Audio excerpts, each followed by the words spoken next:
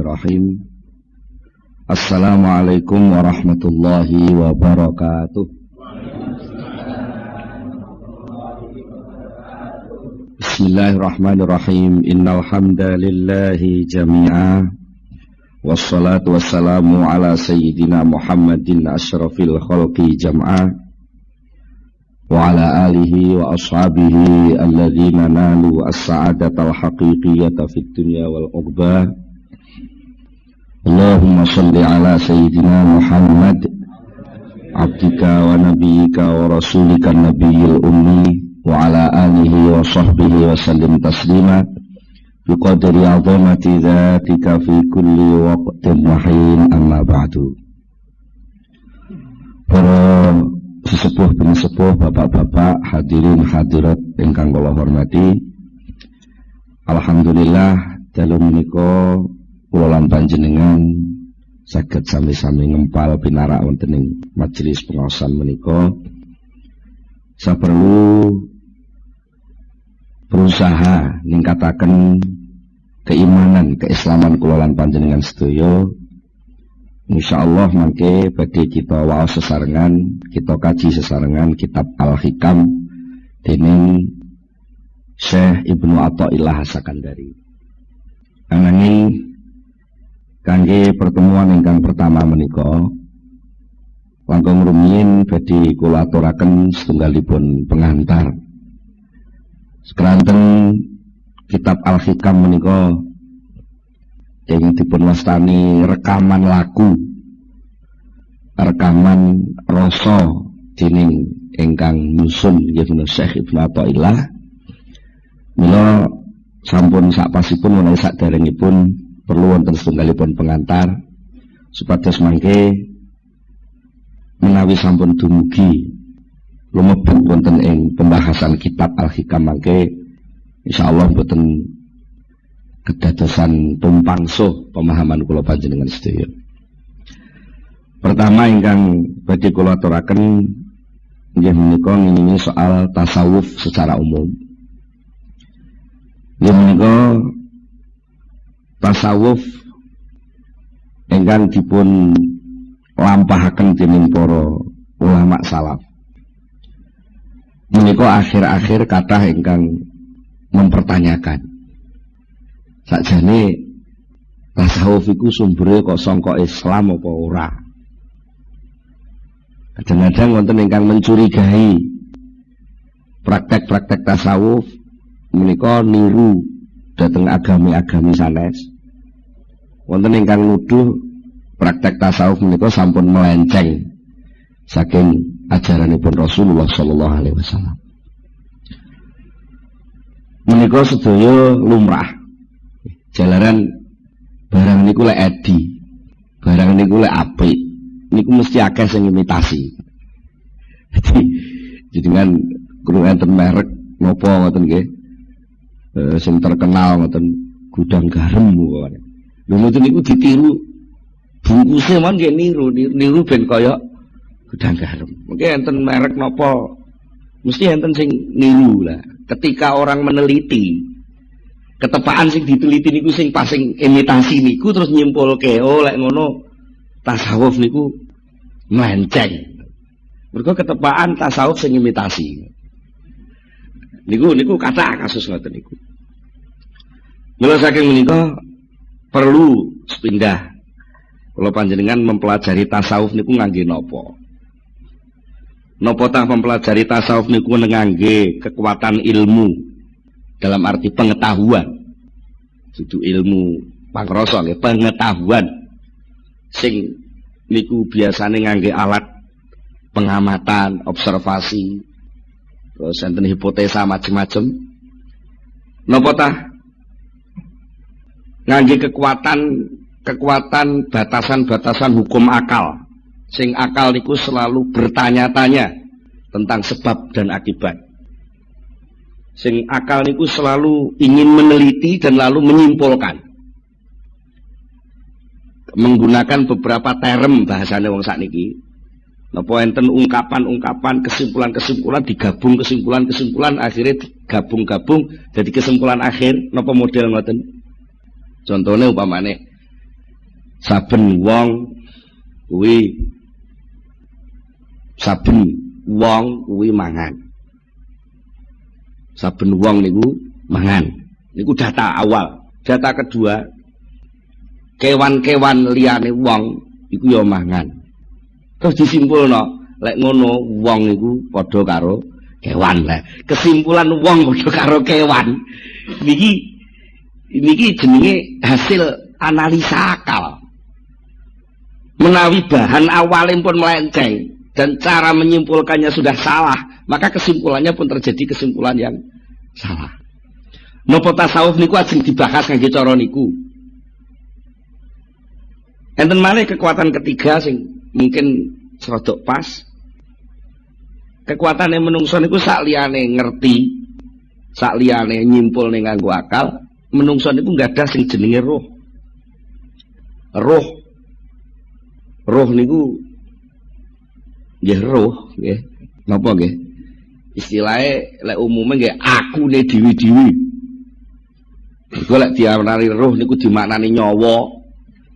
Niku isih diakoni nyawaku. Berarti dudu aku. Ya. Roh niku nggih roh jati diri kemanusiaan. Sing niku seringkali pikantuk semacam pencerahan. Moro-moro rasane ngerti. Contone panjenengan lek diteliti pemane akal niku takok, mulai kapan sampean ngerti eneke aku nih sampean? Sofi, jadi ngenangen-angen. Mulai kapan sampean kok kenal sing jenenge aku? Niku mboten iso jawab krana niku isyraq, pencerahan akunya sendiri, tahu tentang aku itu sendiri, dan itu tidak pakai akal. Bergolek pakai akal mesti lewat penelitian. Golek penelitian ngoten lagi iso nemokne oh iki aku lho ngoten. Mane sok-sok pelawak niku sok banyol niku mergo melenceng saka umume wong mikir malah muni aku ndi aku ngono. Lho niki kupingku lho tunggale ngoten niku. Niku krana niku sesuatu sing pun israt sing pun jelas ora usah digoleki wis enek. Aku niku lah. Niku sing nampa pengertian tentang onoe aku niku wau jenenge roh. Prosesnya pakai isyraq utawi ilham.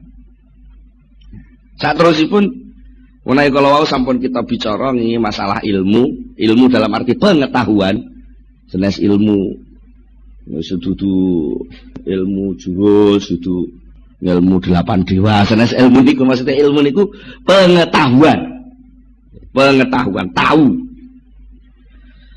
Menawi kula panjenengan sedaya pengen nglebeti ilmu tasawuf dalam arti tanda kutip alam tasawuf itu sendiri menggunakan ilmu atau menggunakan pengetahuan, maka yang namanya pengamatan tahu itu sendiri, tahu itu hanya bisa mengamati kulit dan penampilan bentuk saja.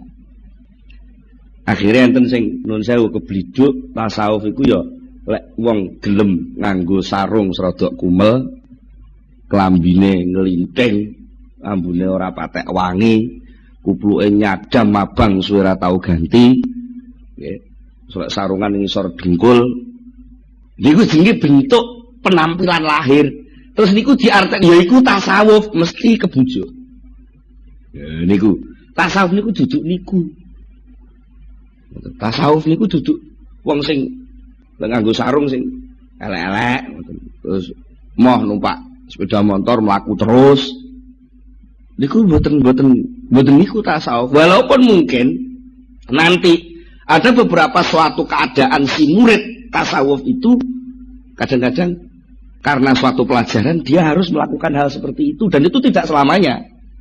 Mungkin melalui proses itu juga bisa. Tapi bukan itu tasawuf.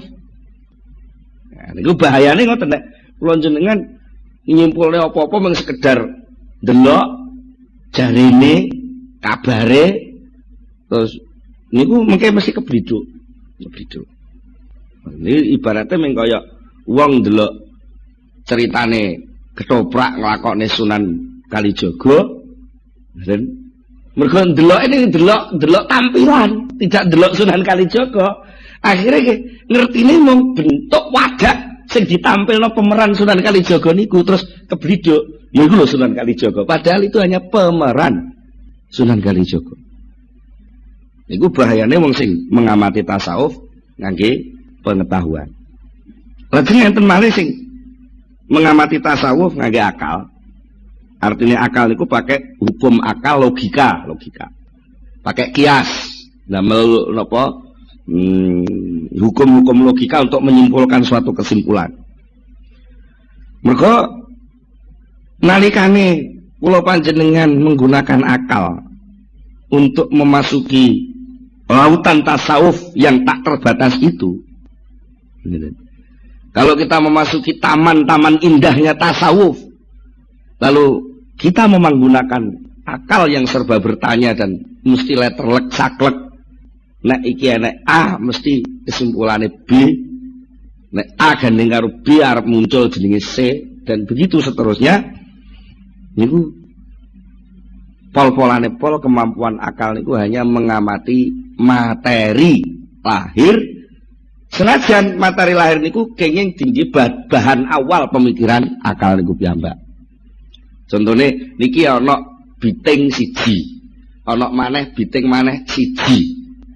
Terus sampean amati disimpulke biting siji dijejer karo bitung siji, kesimpulannya biting loro. Niku akhirnya terus dienggo pedoman, senajan bitinge wis gak enek, akal pun mlaku dhewe. Siji ditambah siji mesti loro. Karena napa bahan awalnya keng materi. Lah mongko sing jeneng tasawuf itu bahan-bahan yang dipakai pemahamannya bukan material, tapi langsung niku sesuatu yang gaib, ya, sesuatu yang gaib, sesuatu sing begitu luas di alam awang-awang ibaratnya ngoten, sing tak terbatas. Niku lek ngangge akal, akhirnya mengke cara wong ngoten pengen mengarungi seluruh dirgantara, tapi piyambake namung ngiberno layangan ngoten tok. Napa nggih saged gayo? Mboten saged. Wong sing wis canggih ngangge napa kongkot mau iso rutuh nggih. Nggih nggih. Ngenane lah ngoten. Pesawat paling canggih kongkot iso kecelakaan. Napa malih niki soal alam dibalik alam kemanusiaan itu sendiri yang itu terkait erat dengan nurun nubuwah, cahaya kenabian, alam wahyu, alam gaib, alam inti manusia yang itu sendiri, manusia itu sendiri adalah rahasia Allah Subhanahu wa taala. Nek niku ajeng dipahami nganggo akal, maka yang terjadi adalah penyempitan persoalan manusia itu sendiri. Dan mula saking menika kangge memudahkan jos nggih supados kula panjenengan menika saged memahami tasawuf. Ya ampun nganggo alat sing remeh-remeh. Begitu luasnya tasawuf sing mampu saged ngrasakne tasawuf niku namung manahipun piyambak-piyambak. Mula mangke wonten ing kitab Al-Hikam. Insyaallah mangke badhe dipun paringi pinten-pinten penjelasan sing mungkin bertentangan kali kesimpulan akale wong umum. Kesimpulan akale wong umum sing salah niku dudu akale sakjane, tapi bahan sing dienggo nyimpulno niku lho kurang pas. Bahan sing dienggo nyimpulno niku kurang pas. Contoh niki contoh sing mbok menawi teng pengaosan sanes sering kula aturaken. Contohnya ngeten. Wong sing usahane sregep niku sing akeh sukses hasil dadi wong sugih. Ana wujudan jenenge usaha ikhtiar, ana akibat, ana sebab jenenge usaha, ana akibat jenenge sugih. Karena bahan ini akal nampa terus nyimpulno lek ngono muncule sugih kuwi sangka usaha. Karena akal niki namung ngerti niki Akhirnya sampai teng putih-putih niku akal niku terus berperan lan ngampanyekno suasana niki. Nek kowe gak gelem nyambut gawe gak iso sugih. Nggih ngoten nggih. Sampai lan duwe anak melarat diseneni lho kowe ora gelem nyambut gawe. Nah, niki pun mboten pas. Sing hubungannya kali soal tasawuf. Napa? Soalnya tasawuf itu berawal saking pemahaman iman. Sementara iman jelas rukunnya wonten 6 termasuk sing terakhir niku wabil qadri khairihi wa syarrihi minallah. Ketentuan seluruh kehidupan ini ditentukan oleh Allah Subhanahu wa taala. Sementara pekerjaan, usaha, ikhtiar, ngamal, ibadah itu adalah perintah. Lah niki sing kadang-kadang krana awale pun mukadimah pun keliru. Antarane nyambut gawe karo sukses niku dianggap saling berakibat. Niki rancu dadi. Lah terus pundi? Akal iman mengatakan bahwa soal sukses tidak sukses, tekan rezeki niku pandom peparing saking Allah. Titik. Niki bahan awal. Bahan kedua, pekerjaan, amal, tumindak, ikhtiar, ibadah, tumindak ibadah niku perintah. Jadi munculnya benten-benten, munculnya pandum niku saking takdir, munculnya tumindak niku saking perintah. Niki dhewe-dhewe kabele, lek niki disambungno konslet. Nalika konslet, orang akan melingkar-lingkar. Akibatnya napa lek wong niku konslet dalam rancuan tatanan iman itu, akhirnya hidupnya hanya melingkar-lingkar dari satu usaha ke usaha yang lain, dari satu usaha ke usaha yang lain, akhirnya pol-polane pol oleh-oleh mengnamung batas takdir sing diparingi Allah. Mula saking menika nek kula panjenengan nampi nikmat niku jane mboten krana saking usaha. Mboten saking usaha. Soalnya lek endi usaha kok mesti hasil, niku lek ngono ora nek wong gagal. Ya, secara kenyataan kan pun salah tadi. Tapi ternyata akal niku karena kebujuk dening nafsu sing ngoyo pengen ngrebut takdir niku wau. Kadang-kadang kebliduk niku wau, melingkar-lingkar dari satu titik kerepotan ke kerepotan yang lain. Terus, sementara dia nggak akan dapat rasa tentrem sedikit pun. Mergo napa? Pada hakikatnya nurani, rohani kemanusiaan itu adalah sesuatu yang luas tak terbatas, sementara yang namanya akal itu punya rancangan yang sangat terbatas. Akibatnya malih nalika wong niku nuwun sewu kemlelet. Cara wong Blitar kemlelet, cara wong Jombang kemeletak. Kemeletak. Berusaha untuk membatasi, mengatur perilaku manusia dengan hasil akal. Maka yang terjadi adalah benturan-benturan sosial. Mereka uang niku enten malah unen-unen cara Blora Jawa Tengah siji silit siji anggit. Angger uang niku duwe pertimbangan sendiri-sendiri. Perilaku orang itu ditentukan oleh kemauannya sendiri-sendiri. Nah, akal itu punya penemuan sendiri-sendiri. Lah kok ada penemuan akal seseorang ingin mengikat orang lain, pasti terjadi kegagalan. Contohnya komunisme gagal. Kapitalisme gagal. Yen napa menungsa lho, nggih. Lek tujuane kapitalisme sing ingin menguasai mungkin bisa. Tapi lek ingin menentramkan kehidupan dengan model kapitalisme, sosialisme, itu semua akan gagal. Mergo napa? Manusia itu rahasia Allah. Karena rahasia Allah hanya bisa diselesaikan oleh aturan-aturan Allah itu sendiri. Jadi lek akale menungsa kok ingin berusaha untuk mengikat perilaku manusia, niku jenenge akal sing terbatas ingin ngatur sesuatu yang tak terbatas. Tidak mungkin itu bisa selesai. Nah, terus apa hubungannya soal niki kalih tasawuf? Pada dasarnya tasawuf niku adalah mengajak orang untuk tunduk, sujud, membersihkan keinginan-keinginan jenggelek. Gitu, penak ngomong ngono. Kok jenggelek niku? Bahasa Indonesia ini jenggelek ini angel niku.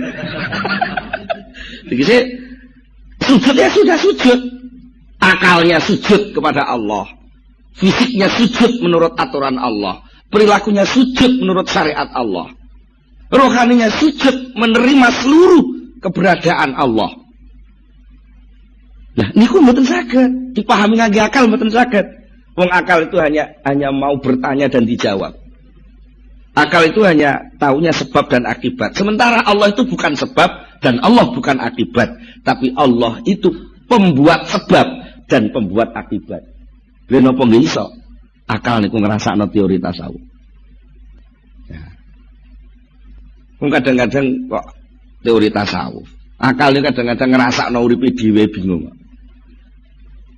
Nuwun sewu, niki nuwun sewu. Jenengan kadang-kadang ngelih tau ngalami susah ning ra ro sebabe. Ngene, sering lagi.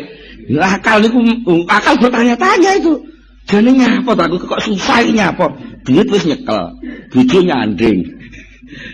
Bojo wis nyanding, duit wis nyekel, pangkat wis dhuwur. Tapi apa enggak susah iki jane? Sing tak susah iki apa? Kaki enggak bingung ya? Karena apa? Itu soal rohani, soal inti kemanusiaan. Mulai langsung larinya kadang-kadang lari kepada materi lagi sehingga terjadi penurunan derajat kemanusiaan. Contohnya nalika piyambake dibegak karo sebabe, mergo wis dadi wong sukses. Asale ndek omahe ning desa, terus dadi artis urip ning kota, sembarang kalir keturutan. Mergo honore leh dadi artis niku wis cukup sak cukup-cukupe. Tapi apa enggak ada yang kurang? Mergo napa? Ora sujud.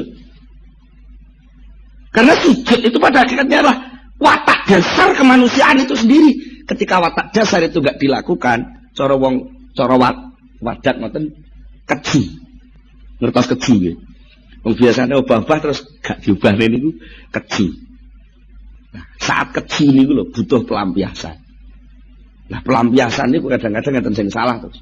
Bangsa narkoba, bangsa ekstasi, bangsa mendem lan sak teruse niku. Niku krana tuntutan jero sing gak keturutan.